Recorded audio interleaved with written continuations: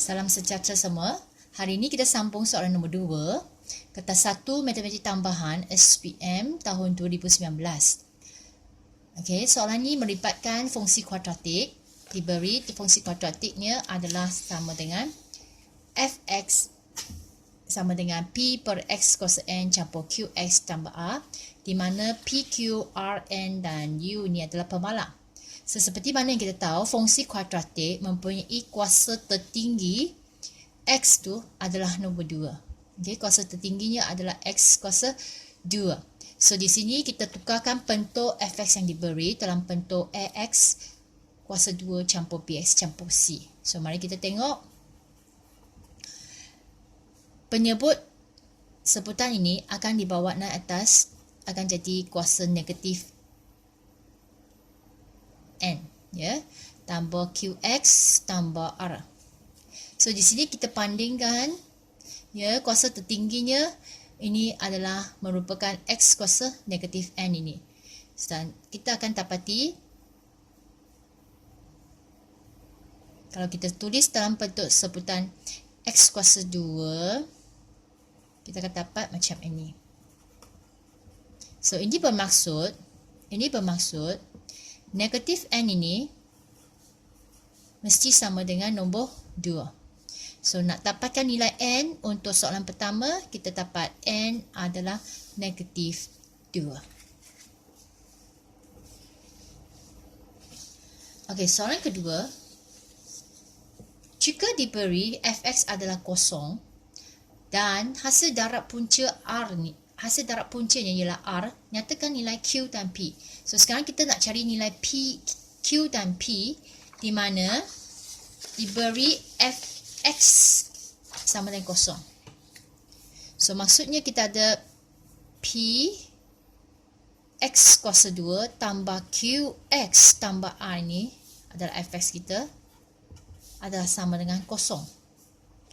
So, seperti mana yang kita tahu, untuk membentukkan persamaan kuadratik, kita ada satu rumus yang melibatkan hasil tambah punca dan hasil darab punca, iaitu X kuasa 2 tolak hasil tambah punca X tambah hasil darab punca sama dengan kosong. Ini adalah satu cara atau cara penulisan bagaimana kita membentukkan fungsi kuadratik melalui hasil tambah punca dan hasil darab puncanya. So, oleh kerana persamaan yang kita beri adalah Px kuasa 2 tambah Qx tambah R sama dengan kosong, di mana ada pemboleh ubah P ini. So, mula-mula kita akan bahagikan dia semua dengan P, supaya pemboleh ubah P ni akan jadi 1. Ya, ataupun perkali bagi X kuasa 2 akan menjadi 1. So, kita akan dapat X kuasa 2 untuk Q per P, ini adalah X tambah R per P sama dengan kosong. Nah, cuba murid-murid perhatikan persamaan dua persamaan ini, iaitu persamaan pertama ni, ya, dengan persamaan kedua. Tengok hubungan dia. So, apa yang kita boleh katakan adalah hasil tambah, ya, hasil tambah punca negatif, ya, hasil tambah punca ni adalah sama dengan positif Q per R. So apa kita boleh kata, hasil tambah punca ni sama dengan negatif, sebab tandanya tak sama, kan. So dapat negatif Q per P. Ini adalah hasil tambah punca dia, dan hasil darab punca dia kita akan dapat R per P. Okey. Nah, sekarang mari kita kaitkan dengan punca dia. Nah, daripada graf kita nampak ada dua ni, graf ni, kan. Betul, ada graf dua ni, dan kita dapati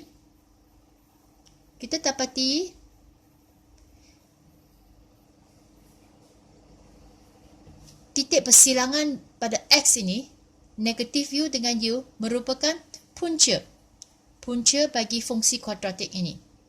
So, kita ada dua punca, iaitu punca pertama dia, ya, punca satu, punca-puncanya, kita ada negatif U dengan U, betul? So, hasil tambah punca, maksudnya negatif U tambah U mesti sama dengan negatif Q per P. Itu yang dimaksudkan hasil tambah punca dia.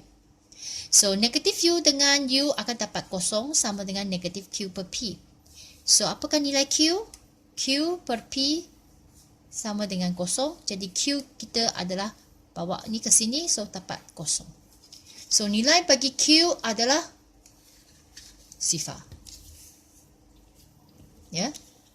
So, bagaimana dengan hasil darab punca pula? Dan diberi hasil darab punca diberi dalam soalan adalah sama dengan R. Ya, bermaksud R per P ni sama dengan punca dia negatif U darab dengan U ni adalah sama dengan R. So, kita boleh tulis semula R per P ni sama dengan R. So, bagaimana nak cari R ni? So, kita tukar tempat. R per R ni sama dengan P.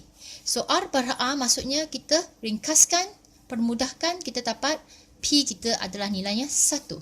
So, itu caranya kita dapat jawapan bagi Q adalah 0, P adalah 1 untuk soalan bahagian B.